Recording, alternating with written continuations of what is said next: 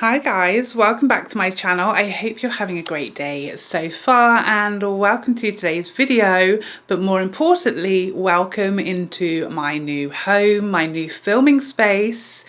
I'm getting happier with it. It's improving day by day. We're not fully finished yet, but I am ready to have guests. So here you guys are. And as promised, the first video in this new space is going to be about this hellish journey. 3 years it's taken, 3 long, painful, dramatic years. So I'm going to start off here in my new home telling you what it's taken to get here and what that's looked like, with a little story time, juicy little story time about our 3 years of house moving horror. So without further ado, let's get started. So as I said, we're sort of 90% of the way here with my new space, with my background and this whole room. As you guys know, I hated this door. I've mostly been able to cover it. I've painted it. It's less distracting now. Hopefully we are going to order a new door at some point, but it's definitely less of an eyesore now. I also have some lights that point at my background, a ceiling light. The bulbs are not quite the color that I would love them to be, so we have new bulbs coming. I also I'm sitting in front of my balcony doors here. That's why we've got this beautiful natural daylight, and at the moment it has like a black lace curtain there because it's too bright without it, which is fantastic because we've got plenty of natural daylight to film in, but it's a little too bright, which I didn't foresee as being a problem. So I have ordered a new white sort of sheer curtain to replace the black one because I feel like the black is probably not a camera's best friend, so that's going to change. But other than that, we're pretty much there. So I'm ready to talk you through why it took us 3 years to move, this little story time. I thought I'd start off with explaining the reasons behind our move, because since I posted some pictures of my old home on my Instagram, so many of you have been like, why were you moving? Why would you ever leave that place? It's such a gorgeous, characterful home with so much history there. And of course, we loved it there. We were so happy in our old home. So many memories there. You know, both of my children came home there when they were born, and our dog came home there when we stole him from his mother.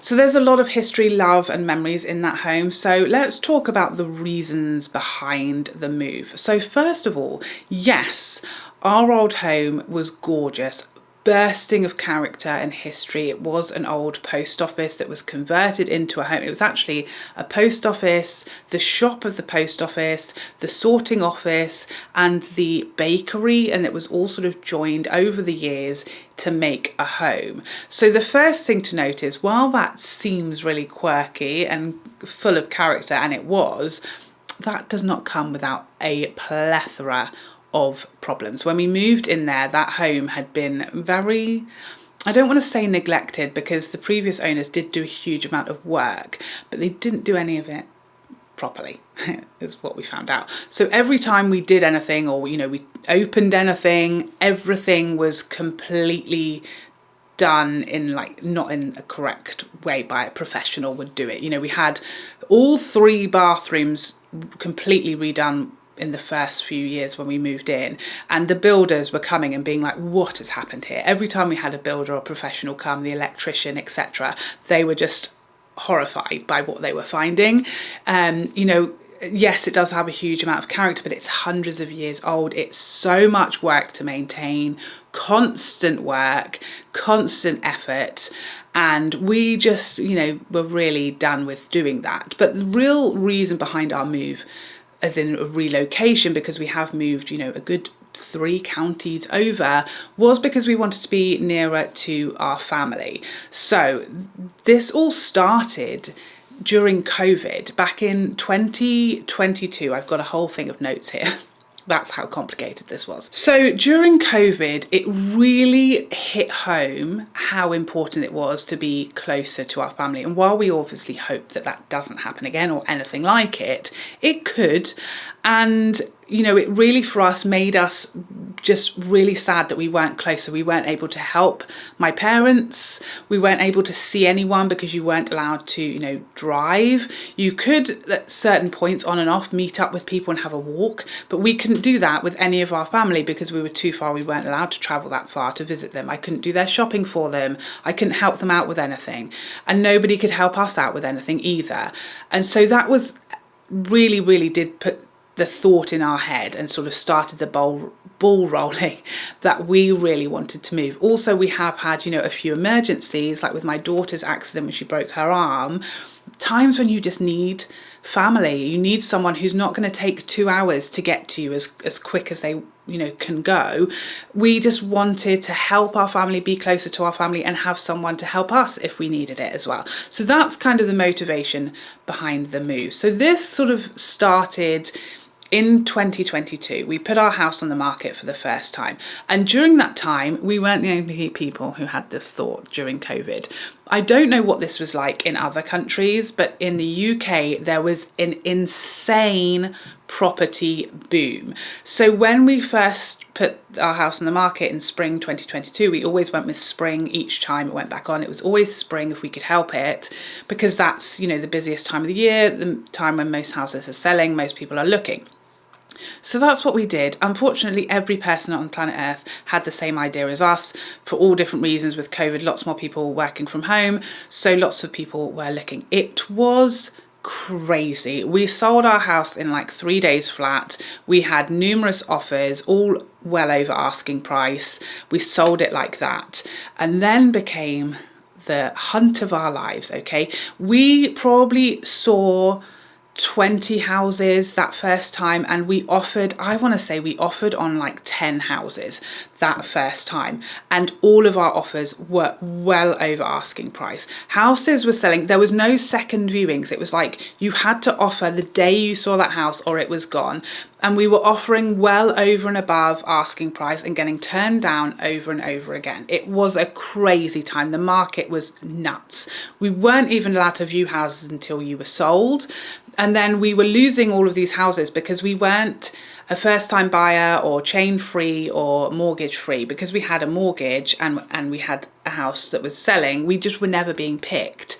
They were always going with, you know, cash buyer, chain-free, first-time buyer, mortgage-free people. But what was funny about that is that every single house that we offered on that during that first sale and got turned down for because there was a cash buyer, like, so great, got offered back to us at some point down the line. So literally every single house that we were told, oh no, you can't buy it because we've chosen a cash buyer, because they think that that is going to be an easier, smoother process. But the problem that we've found with cash buyers is they don't care. They don't have any commitment to the process. So they will offer on multiple houses at the same time, or they'll offer on a house and then keep looking. And if something they like comes along, they'll just ditch that one because they don't have a buyer themselves or a mortgage application. You know, with a mortgage, you have like a deadline to sort of complete by, or the mortgage offer runs out, all of that stuff. So because they don't have any ties or anyone to answer to, they're just not as committed to the process as what we found. So literally every single one of those houses that we were told, oh no, they haven't, you know, gone with your offer, it was never because ours wasn't the highest. I think almost all of the time we were the highest because we were just throwing money at the problem. But they weren't picking us because we had a chain and a mortgage. So yeah, we really struggled just to have an offer accepted. And we were looking at so many houses all the time. We were also looking at these houses, you know, hours away from where we live. It's not easy. And it was very, very hard. So that was the problem the first time around. That was the challenge, is actually getting an offer accepted. We were offering left, right and centre on these houses.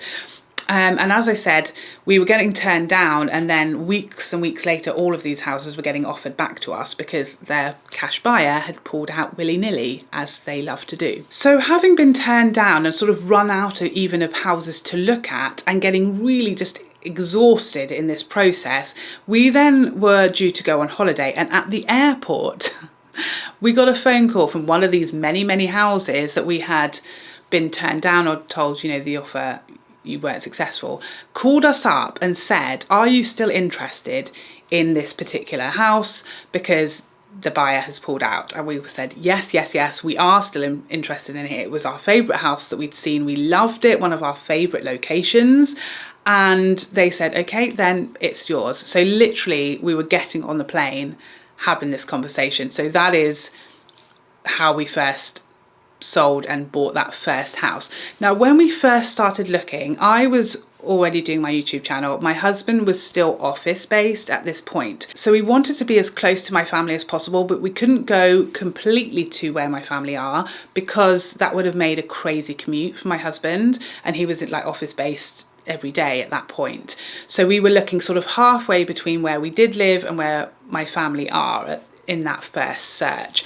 So what happened that first time is exactly what I've just talked about. I will also just give you a brief explanation of how the property market sort of process works here, because I think we've got the worst system on earth. So here in the UK, you make an offer on the property you want to buy. Typically, you can't really do that, or it wouldn't be taken seriously if you haven't already sold your property or you don't have a property to sell. So you sell your property and then you can make an offer on the property you want.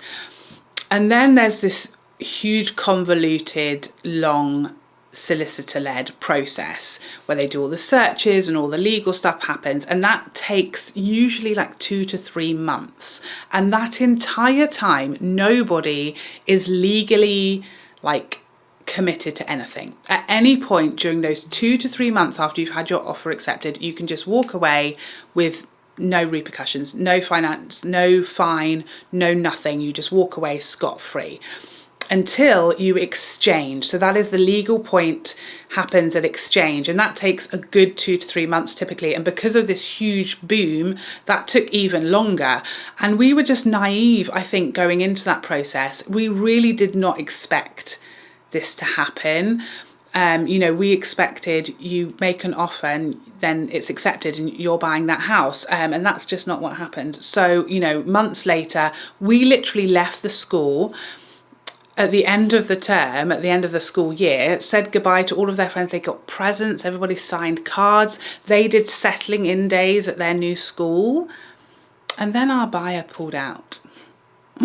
Now, I'm not going to say that any of that was a mistake, because if it had all gone through, that all was great stuff to have done. You don't want to sort of leave a school without telling anyone you're leaving. You don't want to just throw your kids in a new school. We did everything correctly, but it was heartbreaking. So our buyer pulled out.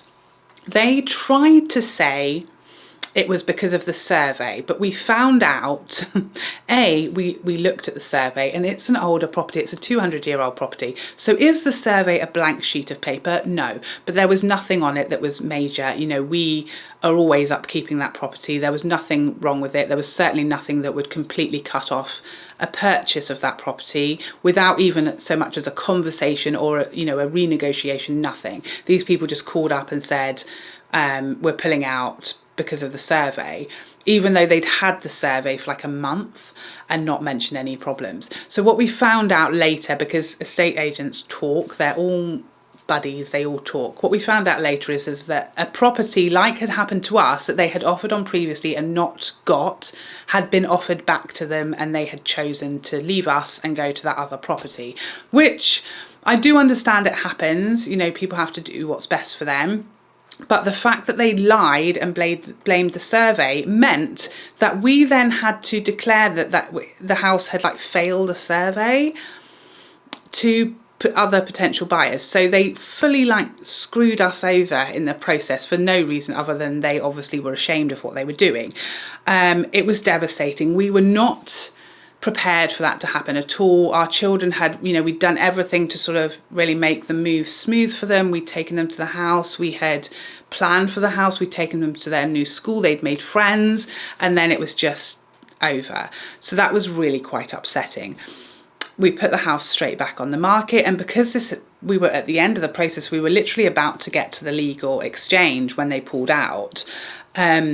It was now, the end of the summer holidays when we were about to move, and now we had to go back, really embarrassing, to their old school and be like, we were just joking, we're actually staying here. So we put it straight back on the market pretty much, and it took quite a long time to sell because it went back on in like October, which is when the market is dead. Everyone's just getting ready to like buckle down for Christmas. No one's really buying and selling houses. So it took a little longer to sell this time. Now this time we had some really strange buyers. It sold quite quickly, but I will say they always felt like something was off here. So this was a really much older couple, and they had come and viewed the house, and then they offered quite low and we turned it down. And then you expect them to come up a bit, but they came back at a lot more at full asking price. So they went from like a really low offer, and we like said no, like that's too low.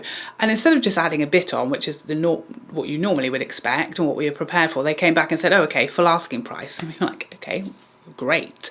But it felt a little unusual from that point. They also didn't do any second viewing, and by this point the market was a bit more normal, so you know, it wasn't that sort of panic buying. It was more normal to do second viewings and things like that, but they didn't. They also didn't want to do a survey, which again, on a 200-year-old property is unusual. Typically, like, we would do it on even a new build, you know, could have underlying issues you don't know about. They didn't want to do a survey, so that was strange. It always just felt a little too easy. I will say this was also we're now in 2023 by the time that this really was happening. So we looked at a house in the same village miraculously, because it was a tiny little village that we bought in the first attempt in 2022. We managed to find like the only other house for sale at this point in that village. We loved it, really loved it. It was a really lovely house. It had incredible garden. It literally almost like backed on to the primary school, which for lots of people would be a negative. But if you've got primary age children, it was really positive for us. In this tiny village, it meant they still were going to go to that same school where they'd met friends the previous year. So that was why we really had rose tinted glasses on. Now I will say, whenever I'm buying a house, I'm going to get my dad to come and look around, because, you know, he has bought and sold many, many houses in his time. He knows everything there is to do with like fixing up houses, house problems, etc. So I'll always get my dad to come and have a look around. And this is the only time where he was like, and he didn't say don't buy it, I don't like it, but you could tell he was concerned, like he was raising a lot of concerns. He pointed out things we hadn't sort of thought about or seen or noticed. Like, for example, half of the house was on one fuel type and the other half was on another. They had a huge sort of wraparound porch at the back that was completely falling to pieces and was going to be very expensive to redo. So there were just things that he knew about that we hadn't thought of. So we didn't change our minds, but I would say of all of the houses we tried to buy during this process, that was the one that we felt the least sure about. So I will say during this process, I've become very jaded. I've like really found myself not able to believe a single word anyone says, because we've been lied to so many times and dealt with so many strange people, horrible people and dishonest people especially. So this time again, we're about to exchange and we get the phone call from our agents that our buyer has pulled out, and they tell us that it is due to ill health, which I know it's going to sound terrible for me to say that I didn't really believe this, but it just, the whole thing felt strange start to finish, to be honest. Like they were living in like they'd moved into a caravan and were waiting. It just all seemed odd. I will never know what really went on there. We know nothing about the people. We never met them, but they just basically called up and said that one of the couple was unwell and therefore they were pulling out. It just, the whole thing from start to finish felt very strange, but that is how we fell through the second time. So then between 2023 and 2024's attempt, we completely changed the location that we were looking into, because my husband changed job and now he is also home-based. He's on the road, so he visits various different places, but the rest of the time he's home-based, so he'll be at home 4 days a week and then he'll do 1 or 2 day trips here and there each week.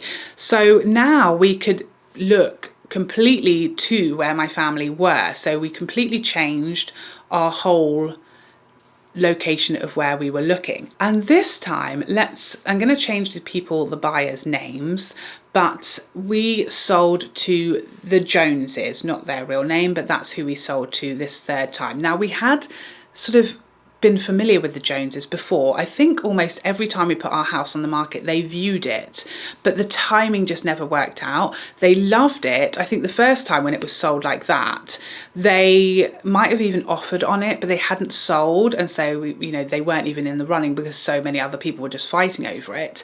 The second time they came and viewed it again, but they hadn't sold. But again, they were like, we love it. We want to buy it as soon as we've sold our house. We'll be calling you, but they didn't sell it before it was sold again.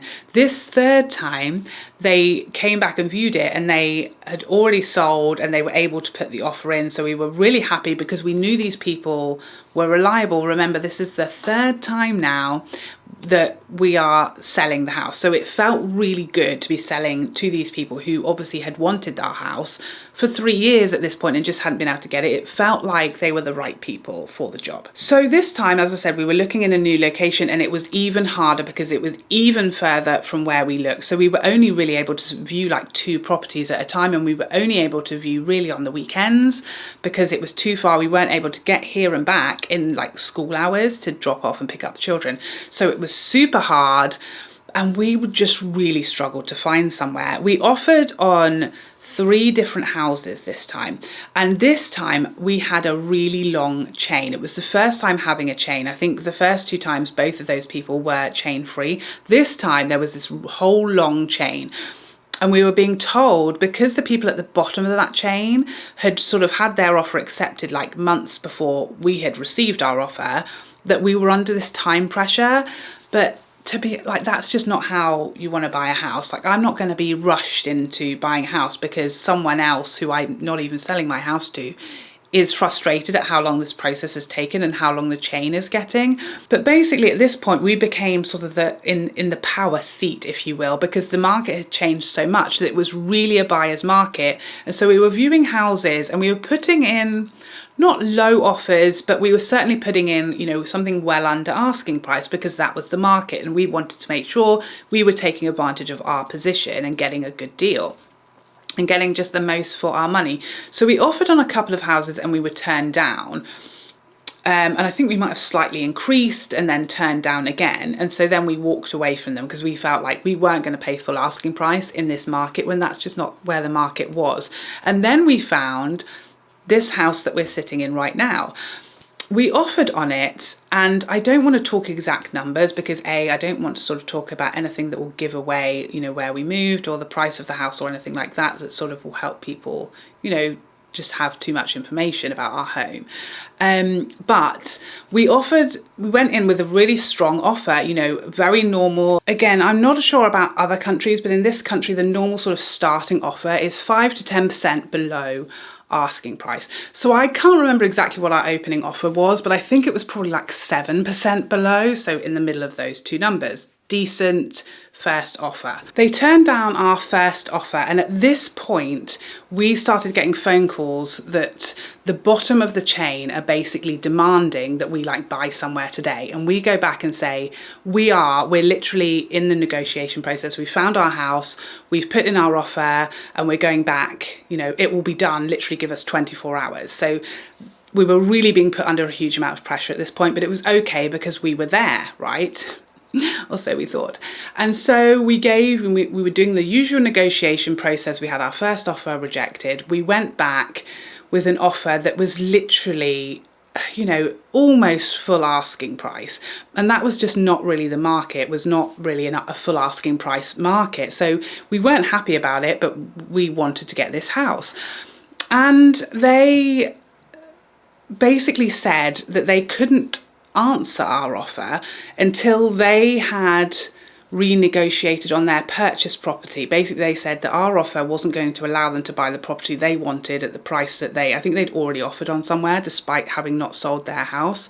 And so they were taking days and days to decide and get back to us, and they were taking so long, and we were really pushing them, and we knew we had all this pressure from the bottom of the chain. And then basically before they answered our offer, the bottom of our chain pulled out.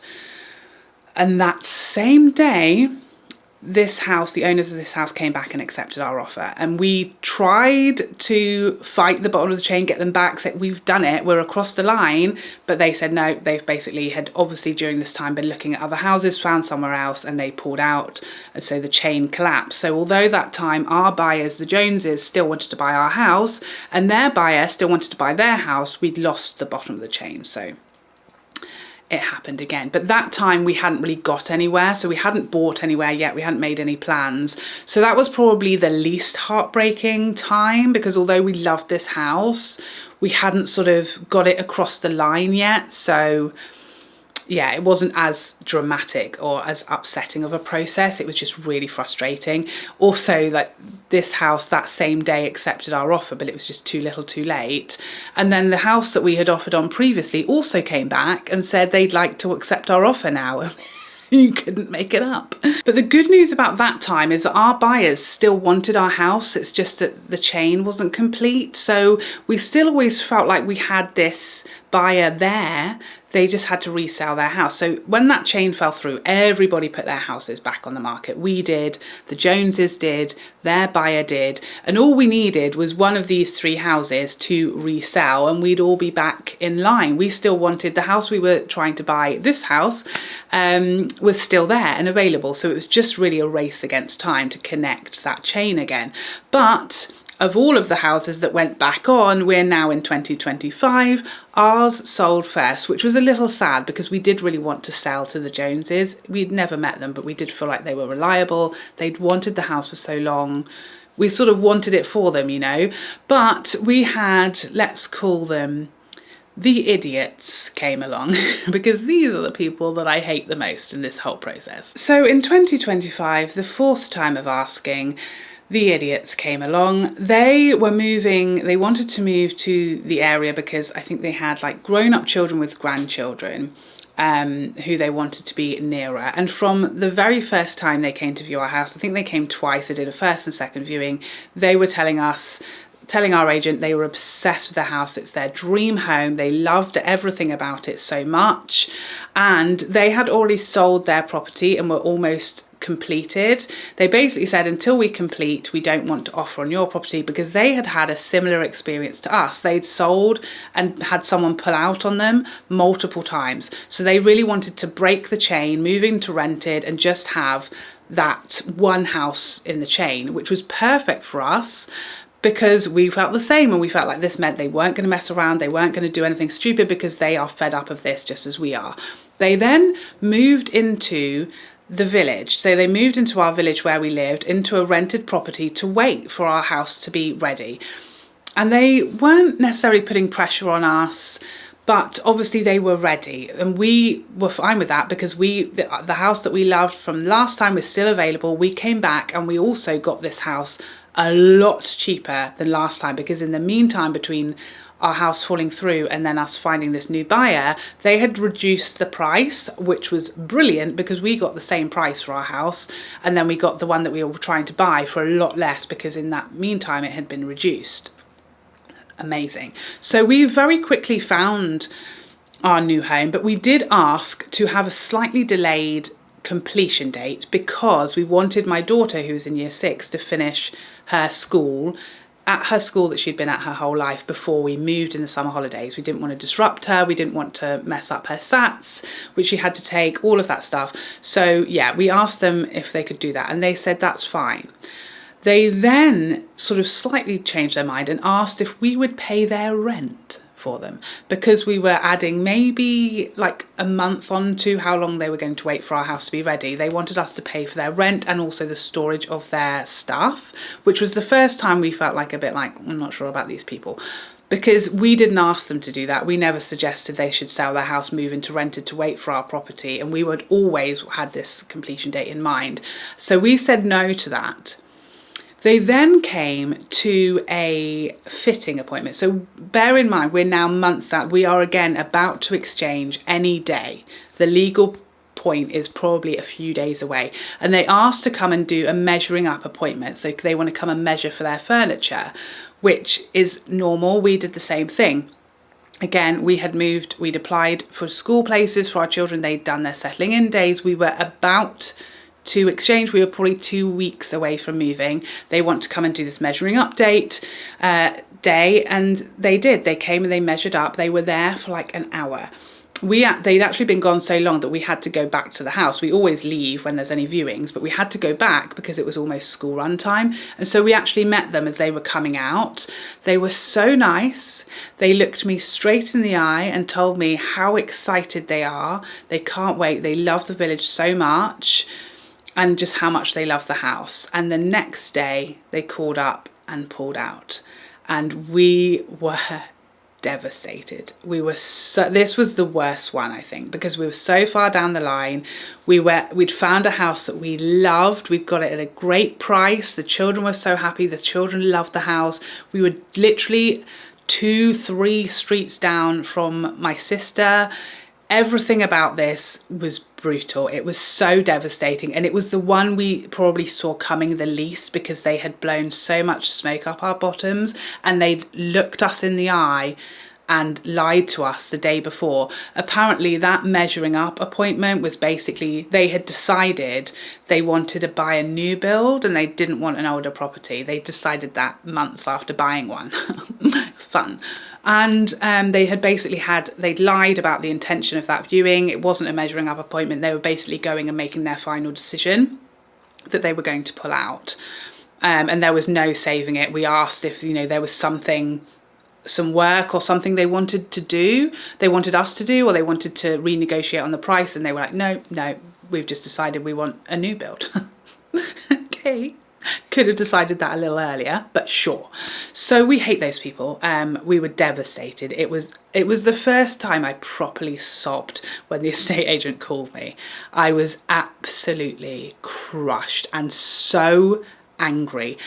To be clear, at this point, we had spent in excess of £10,000 on those, 4 times that we had sold and bought. We had done a survey and paid solicitor fees on each of those properties at the point that the person pulled out. So at this point, we had literally thrown at least £10,000 just straight in the bin. So that was also pretty frustrating. And all of those people just got to walk away scot-free. They didn't have to pay our fees. They didn't have to reimburse us. They just got to wander off into the sunset with, no harm done. And imagine if we had paid their rent.